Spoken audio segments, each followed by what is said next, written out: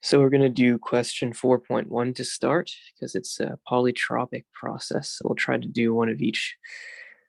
So 4.1, air is compressed polytropically along a path for which n equals 1.3 in a closed system. The initial temperature and pressure are 17 degrees Celsius and 100 kilopascals respectively, and the final pressure is 500 kilopascals. Assume R specific equals 0.287 kilojoules per kilogram Kelvin, and average specific heats CV, so that's constant volume process, equals 0.723 kilojoules per kilogram Kelvin, and CP, so constant pressure, specific heat is 1.01 kilojoules per kilogram Kelvin. Calculate the final temperature in Kelvin, the work done on the gas in kilojoules per kilogram, and the change of specific internal energy. So we're expecting specific internal energy to be in kilojoules per kilogram again. All right, so let's get started then.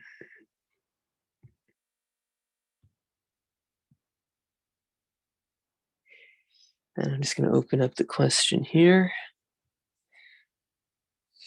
All right. So this question, again, concerns a polytropic process. So if you remember from class, a polytropic process is basically defined by the relation that P1 V1 to the n is equal to P2 V2 to the n. Now we're told in the question that n equals 1.3. And what else are we told? We are told the temperature at 1. Okay, so that's something. It's 17 degrees Celsius. So we have to add 273 to that. Let me just do that real quick.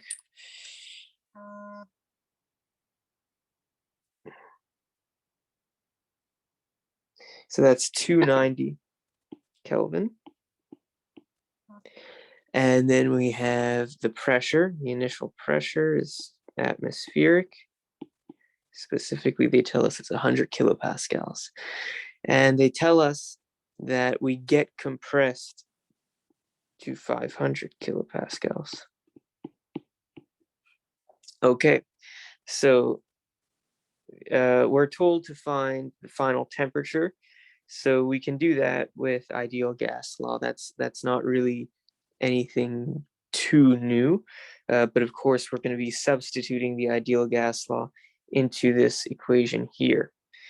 So from the ideal gas law, we have that PV equals MR specific T.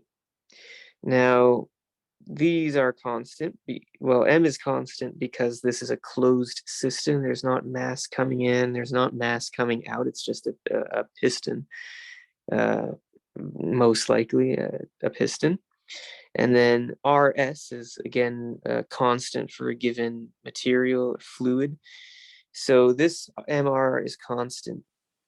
So what we can really do here is we can say that we can say V equals T over P, right? So because it is like this, V1 equals T1 over P1, because since this is constant on both sides of the equation, these MRs will cancel out.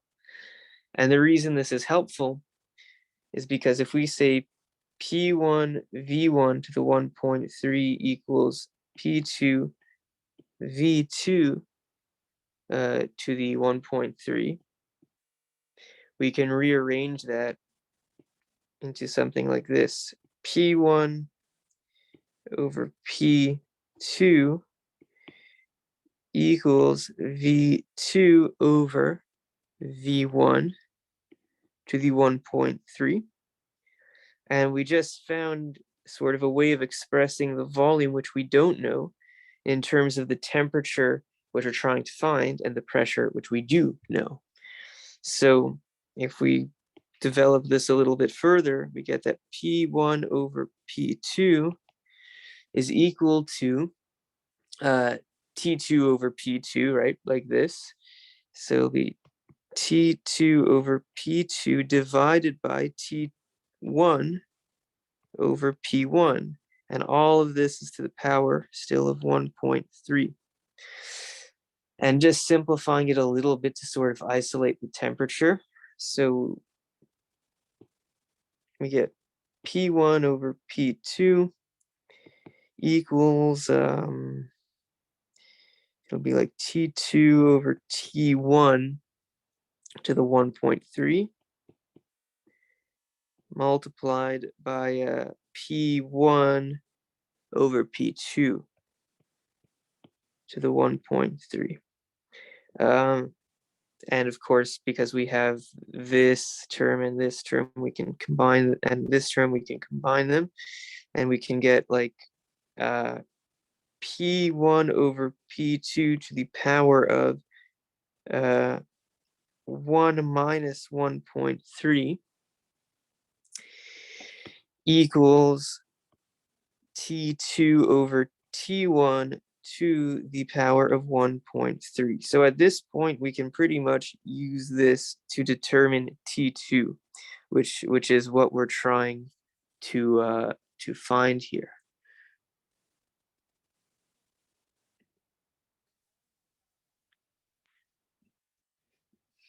Okay, so now we can start substituting in our values. I guess I'll do that around here I'll make a new page soon, but I just want to at least do part 1 on the same page. So P1 over P2, obviously it's 100 over 500, so 1 over 5 to the 1 minus 1.3 is equal to T2, which we're trying to find T2, over T1, which is given as 17 degrees Celsius, or 290 Kelvin. And make sure, of course, you do use the Kelvin. It's not really an optional choice, either Kelvin or Rankine, but you have to use an absolute scale. So T2 over T1 to the 1.3. And okay, if you do the math here, you'll end up with T2 equals, I don't know, we already know T1. Sorry, let me just erase that.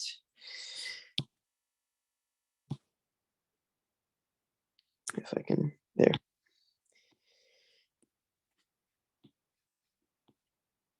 Sorry, T2 equals T1 times our 1 over 5 to the power of 1 minus 1.3 over 1.3, like that. And then if you actually do this on the calculator,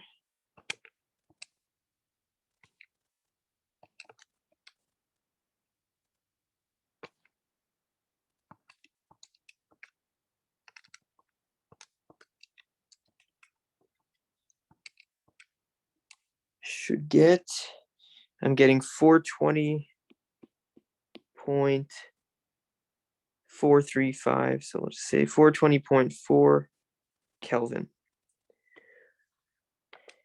All right, so that's how we do part A.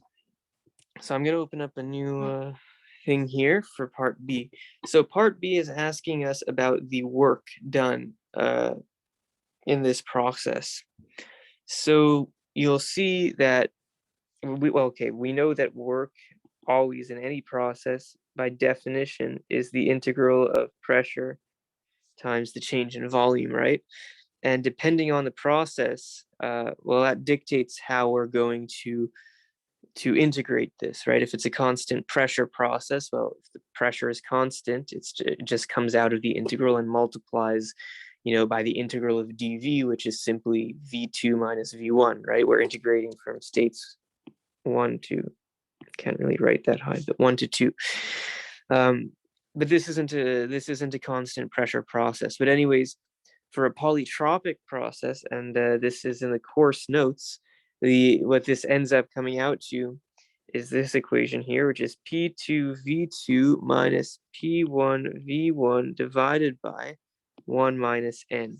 So to find the work done, you basically have to use this. But again, we're given The pressures we know, N we know, but we don't know the volumes.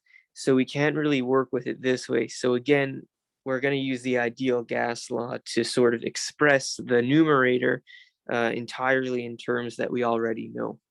So again, remember the ideal gas law, just rewrite it here, P1, V1, well, just PV actually, let me erase that. Keeping it as general as I can, PV equals MRT, where this is constant. So we can express the volume as, well, actually, it's even simpler than that. So we see PV here and we see PV here. We can express the entire numerator as here.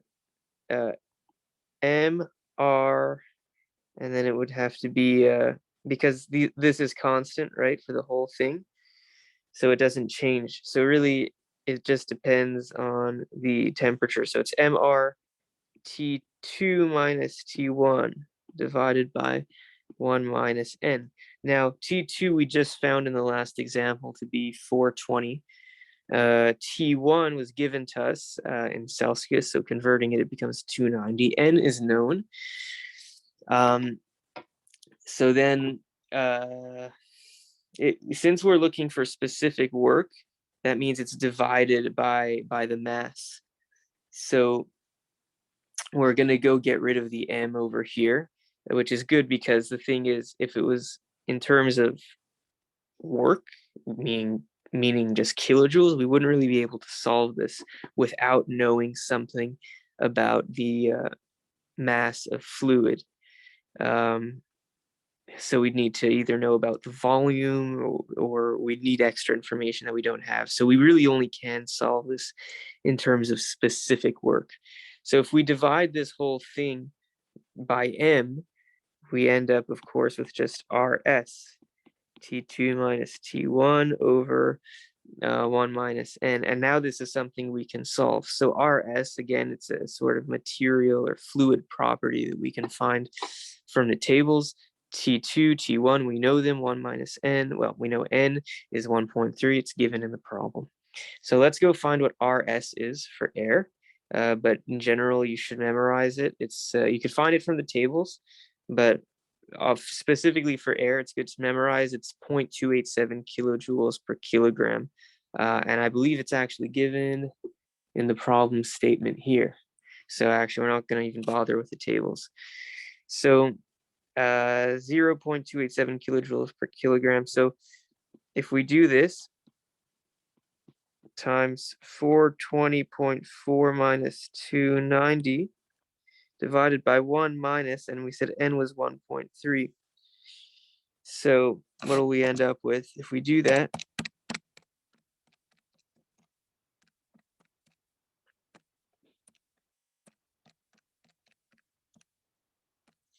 So end up with 36.12 kilojoules per kilogram.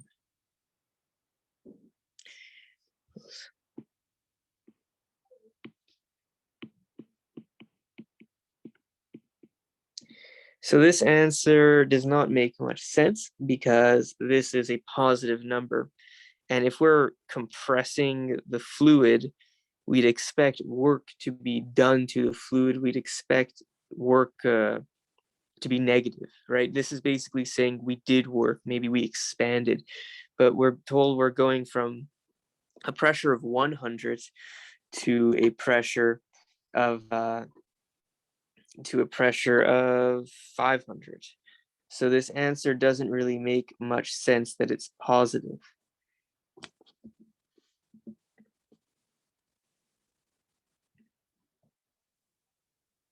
So the reason is just a silly calculator mistake, my bad. I just forgot to divide by this. So anyways, if you divide then by negative 0.3, which is 1 minus 1.3, you do indeed get the negative number that we expect.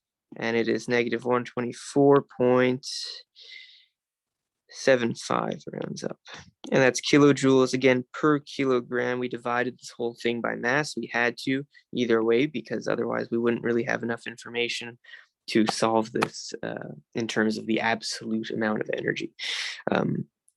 So if we were given the mass now, after we just found this, all we'd have to do is multiply the kilojoules per kilogram by that amount of mass, and you'd find the total amount of energy in the system.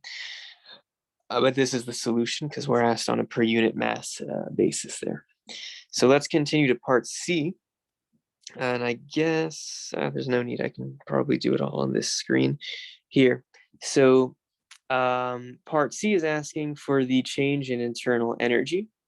All right, and we know that U is equal to CVT, right? And that the change in internal energy is CV. And again, CV is that constant value for a given temperature. It's we usually take the average of it over a range of temperatures, and we're given CV in the problem statement. So it's the change in internal energy is CV T2 minus T1. Of course, that's going between states 1 and 2. So let's just do that. The question says we have a CV of 0.723 kilojoules per kilogram.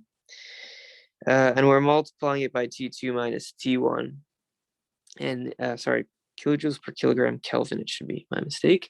We're multiplying it by T2 minus T1, right? So we saw those from the other parts. We got 420.4 and 290 was given in the question. If you do this, let's see if I can get the calculation right this time.